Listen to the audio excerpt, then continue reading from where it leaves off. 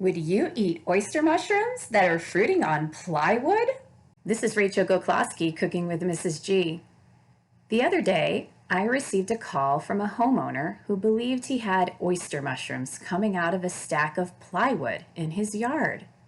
He wanted me to come down and identify the mushrooms for him. Intrigued, I came by. It's not surprising to find oyster mushrooms on plywood, actually, because plywood is made from hardwood. And since this stack of plywood had been sitting in the homeowner's yard for 5 years under a tarp, but still getting wet from years of rain and the elements, that plywood became a delicious substrate for PLYWOOD mycelium to break down into food. You see, oyster mushrooms are decomposers. Their job is to break down dead and dying hardwoods, and this plywood was just like any other soggy, soft, dead hardwood to the oyster mushroom.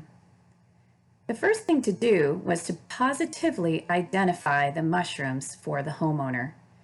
Key identifiers for PLYWOOD species are an oyster-shaped cap, usually 2 to 10 inches across, often growing in a shelf-like formation with overlapping caps, completely smooth caps, usually white to light brown cap surface with white gills, decurrent gills, meaning the gills are attached to and running from the cap and down what there is of a stem.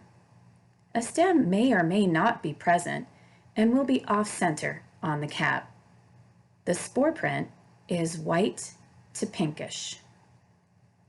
After we determined that he did in fact have oyster mushrooms fruiting on his plywood, the next question was, are they safe to eat?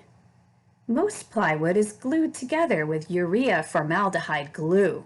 Formaldehyde has been shown to have a number of health risks, including an increased risk of cancer. According to the American Cancer Society, formaldehyde is quickly broken down in the air, generally within hours. It dissolves easily in water, but does not last long there either. When dissolved in water, it is called formalin, which is commonly used as an industrial disinfectant and as a preservative in funeral homes and medical labs. The main way people are exposed to formaldehyde is by inhaling it. The liquid form can be absorbed through the skin.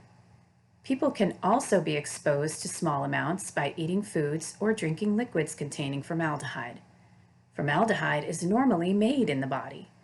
Enzymes in the body break down formaldehyde into formate, formic acid, which can be further broken down into carbon dioxide.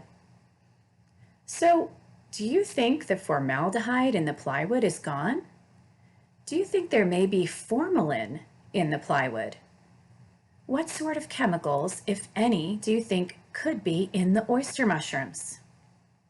So many questions, but what the big question is, would you eat these oyster mushrooms? Let me know your opinion in the comment section.